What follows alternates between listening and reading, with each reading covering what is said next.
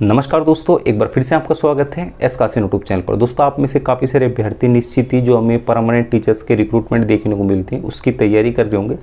लेकिन जब तक हमें परमानेंट टीचर्स के रिक्रूटमेंट देखने को ना मिले या फिर कहीं भी आपका परमानेंट पोस्ट पर सिलेक्शन ना हो, तो दूसरी तरफ अगर कहीं भी आपका एज ए गेस्ट टीचर किसी भी रिक्रूटमेंट में सिलेक्शन हो जाता है तो आपका काम चल जाता है। तो इसी के चलते काफ़ी सारे अभ्यर्थी गेस्ट टीचर्स के रिक्रूटमेंट का भी वेट करते रहते हैं।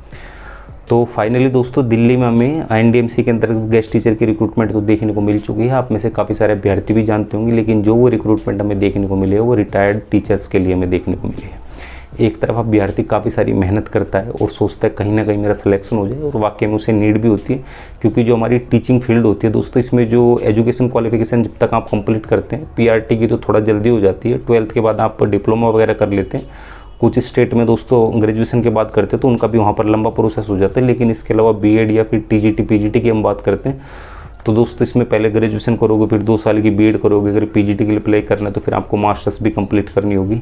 तो एक काफ़ी लंबा प्रोसेस हो जाता है। तो जब तक क्वालिफिकेशन कंप्लीट होती है निश्चित रूप से दोस्तों आपको रिक्रूटमेंट का तो वेट रहता ही है। तो रिक्रूटमेंट तो दोस्तों केवल आप ही के लिए होनी चाहिए, लेकिन जो रिक्रूटमेंट निकली है, जो टीचर रिटायर्ड हो चुके हैं उनके लिए हमें देखने को मिली है। मतलब जो अपनी सर्विस पहले से दे चुके हैं उनसे ज़्यादा तो दोस्तों निश्चित रूप से आपको रिक्रूटमेंट की ज़रूरत है। अब इसमें किसी गवर्नमेंट को भी ब्लेम नहीं कर सकते, क्योंकि इसमें दोनों ही आप एक तरह से मान कर चल सकते हैं, गवर्नमेंट इन्वॉल्व है। क्योंकि दिल्ली सरकार तो दिल्ली सरकार आप जानते हैं, बाकी जो एमसीडी है इसमें हमारी बीजेपी सरकार है, क्योंकि नगर निगम के आपके इलेक्शन अलग होते हैं। तो किसी पर्टिकुलर एक गवर्नमेंट को भी ब्लेम डालना दोस्तों मुश्किल हो जाएगा थोड़ा सा। बाकी आपकी 1.5-2 साल हो गए टीचर्स की रिक्रूटमेंट निकली थी गेस्ट टीचर की, उसकी दोस्तों अभी तक लिस्ट तक नहीं आई है, और ये दूसरी इन्होंने रिक्रूटमेंट निकाल दी। तो जिसे ज़रूरत है उसके लिए तो कुछ नहीं है, बाकी जो पहले से वो अपनी दे चुके, शायद से गवर्नमेंट का इसके पीछे कोई लॉजिक हो।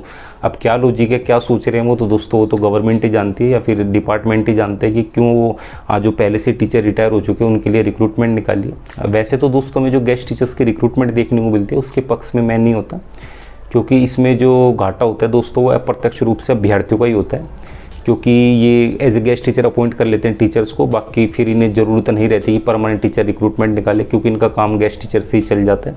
और बाकी जो हमारे में नई शिक्षा नीति या फिर हमारी जो पुरानी शिक्षा नीति या फिर अगर हम शिक्षा के अधिकार की बात करें, उसमें जो आंकड़ा भेजना होता है वो एज ए गेस्ट टीचर का ही ये भेज देते हैं कि इतने स्टूडेंट पर हमारे पास इतने टीचर्स अवेलेबल है। पर वहाँ पर ये जरूरी नहीं रहता कि आपने परमानेंट टीचर अपॉइंट कर रखे हैं, गेस्ट टीचर अपॉइंट कर रखे हैं, टीचर होना जरूरी है बस। तो इससे डिपार्टमेंट का भी काम चल जाता है और दोस्तों परमानेंट रिक्रूटमेंट में देखने को नहीं मिलती। अगर दोस्तों ऐसा ना हो, ये गेस्ट टीचर ना रखें, तो निश्चित ही दोस्तों आपको इन्हें परमानेंट रिक्रूटमेंट निकालनी पड़ेगी, और वो उसका ही सभी अभ्यर्थियों को वेट रहता है, क्योंकि टीचर्स होंगे नहीं इनके पास तो फिर दोस्तों कैसे स्कूल चलेगा। ऊपर से आजकल मानव अधिकार है, शिक्षा के अधिकार है, वो बार बार इनसे पूछेंगे, क्वेश्चन करेंगे कि भाई तुमने इतने सारे बच्चों पे केवल एक टीचर रख रखा है, कैसी तुम्हारी जो शिक्षा प्रणाली है कैसे चल रही है। तो मजबूरन इन्हें दोस्तों परमानेंट रिक्रूटमेंट निकालनी पड़ेगी। साथ ही साथ जो गेस्ट टीचर का इनका सिलेक्शन का प्रोसेस होता है, देखिए दिल्ली में तो ठीक रहते हैं गेस्ट टीचर, मतलब अगर आपकी जब तक परमानेंट रिक्रूटमेंट नहीं निकल रही है, जब तक अगर आपका गेस्ट टीचर में सिलेक्शन हो जाए तो काफ़ी अच्छी बात है। लेकिन वो परमानेंट रिक्रूटमेंट ना निकलने का कारण भी दोस्तों एक गेस्ट टीचर के रिक्रूटमेंट का निकलना होता है, और बाकी जो इनका सिलेक्शन प्रोसेस होता है गेस्ट टीचर का वो भी ठीक नहीं रहता, क्योंकि जो एक्चुअल में अभ्यर्थी तैयारी करते हैं ना दोस्तों उनके तो परमानेंट रिक्रूटमेंट प्रभाव पड़ता ही है। बाकी जो ये सिलेक्शन लेते हैं गेस्ट टीचर में मेरिट बेस पे लेते हैं, आपके 10th के 12th के ग्रेजुएशन के कितने परसेंटेज उसके हिसाब से ले लेते हैं, जिस भी पोस्ट के लिए आपने अप्लाई करा है उसका जो भी एलिजिबिलिटी क्राइटेरिया होता है। अब आप जानते हैं दोस्तों भारत में ऐसी कितनी यूनिवर्सिटी, ऐसे कितने बोर्ड हैं जो अगर आप वहाँ पर एडमिशन लेंगे, अमूमन ये दोस्तों सरकारी तो नहीं होते, प्राइवेट ही होते हैं, तो दोस्तों आपके 90% तो एकदम ही मार्क्स दे देते हैं, और वहाँ पर कोई इंटरव्यू नहीं होता, कुछ नहीं करते दोस्तों, बस आपकी मार्कशीट देखेंगे, उसमें आपके जितने मार्क्स हैं। अब पता नहीं कहाँ से कैसे मैं सबकी नहीं कह रहा, कुछ अभ्यर्थी सच में जेन्युइन होते हैं, लेकिन कुछ उसमें ऐसे होते हैं पता नहीं कहाँ से क्या डिग्री बनवा के लाते हैं। आप जानते हैं मान्यता तो आजकल हर स्कूल को ही मिल जाती है, क्योंकि इन्हें शिक्षा को आगे बढ़ाना है। तो उसमें दोस्तों रिजल्ट दिखाने के लिए 90% होते हैं, और बस उनका सबसे पहले सिलेक्शन हो जाता है, वो अपॉइंट भी हो जाते हैं। परमानेंट रिक्रूटमेंट में उनका सिलेक्शन इसलिए नहीं होता क्योंकि उन्होंने जेन्युइन में तैयारी नहीं कर रखी होती। और ऐसे भी टीचर ऐसे नहीं कह रहे, पहले गेस्ट टीचर बढ़ाए, बाद में परमानेंट रिक्रूटमेंट निकली, उनका सिलेक्शन हो गया तो परमानेंट पोस्ट पर उन्होंने सिलेक्शन नहीं लिया।